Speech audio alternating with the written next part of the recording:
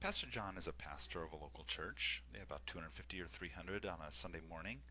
He's got three pastoral staff who work at various levels of part to full time.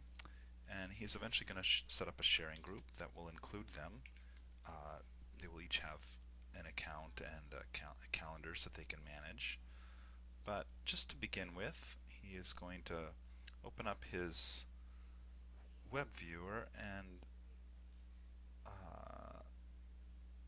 create a new calendar, which will be his Pastor John's work ministry calendar. And we'll start that off. And let's just put in some events that we know he's going to want to do every day. The first thing we'll put Pastor John wants to put into his calendar is, of course, the most crucial thing. He's going to set aside, because of the way he does this, he's going to set aside half an hour every day, starting at 8 o'clock, for daily prayer. We'll go into his calendar, 8 to 8:30, and it will be recurring daily, essentially forever. So he puts that into his calendar. Now, it will always be there. Could be days where he'll have extended times of prayer, and there are other days where he might need to have an 8 a.m. meeting, and he would move that around, but it's always in his calendar.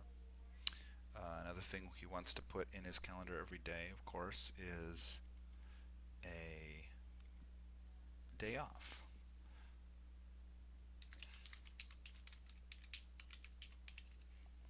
Now he's writing it in third person, Pastor John's day off, because in fact, it'll be every Monday, weekly, every Monday, no end date, because other people are going to be able to see his calendar, and so they're going to be able to look at it. It's not going to just say day off, but it's going to indicate whose day off, because the other pastors will also have their days off.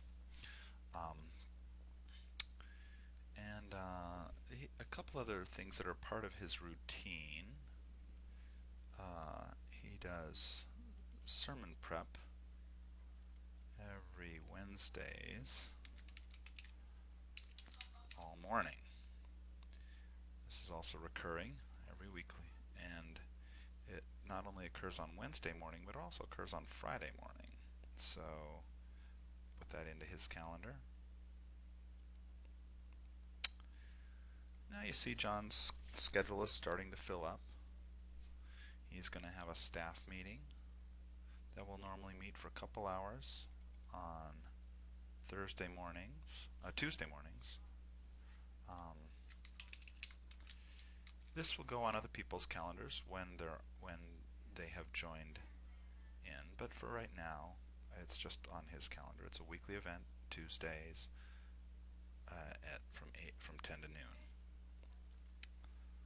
Okay, so you see his schedule is already, in just a few minutes, his schedule is already starting to fill out and be really clear. Now we're going to move to his sharing group. He's got a sharing group we've created. It's essentially empty, and invite new people to join his sharing group, his other pastoral staff. So he just has to type the addresses of his team. Emails will be automatically sent to them. They will just have to follow the links in order to join the sharing group.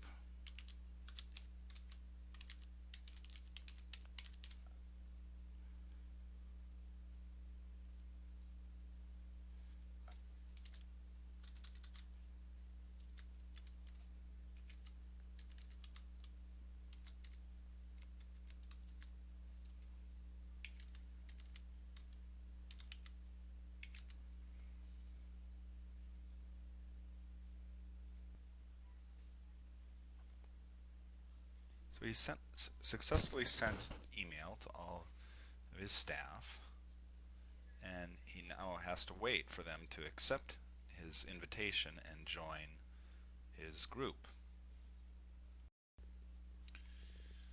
So emails were sent out on behalf of Pastor John to Pastors Reen and Ray and Matt to join the sharing group. And here's an example of those emails. This is from Pastor John to Pastor Reen, inviting her to join the church staff. And all she has to do is click on this link.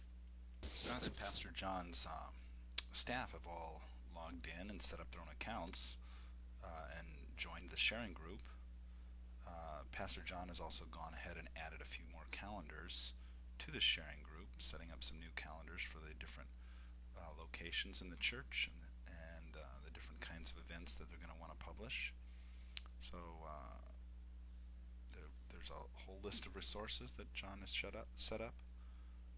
The sharing group has those resources shared to the sharing group, and all the staff members have joined the sharing group.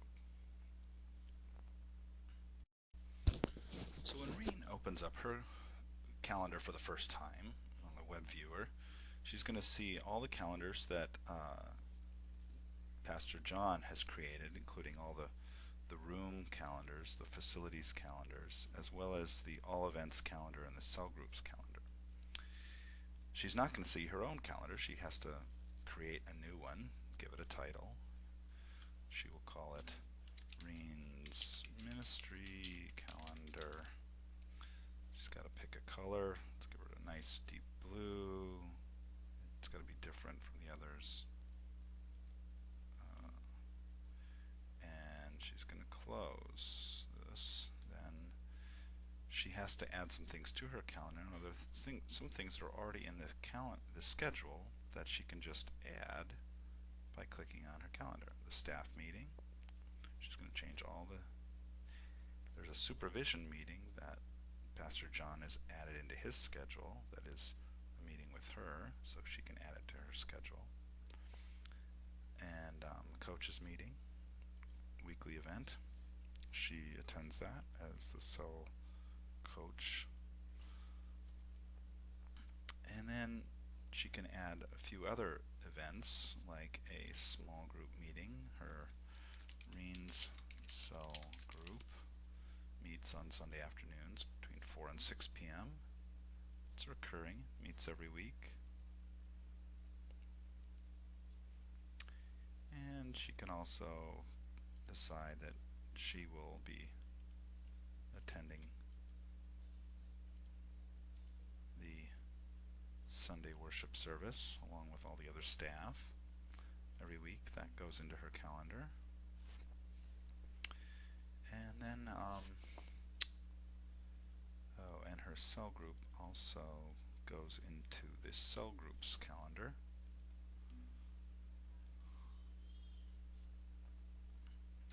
So you see, and then if she wants, she can turn off all the other calendars. She won't normally have them all on. And she can see just the events that she's involved with. If she wants to, there is the beginning of her schedule. Of course, she does other things throughout the week, but that her schedule is starting to fill out. And again, all in just a very few minutes. She gets all this in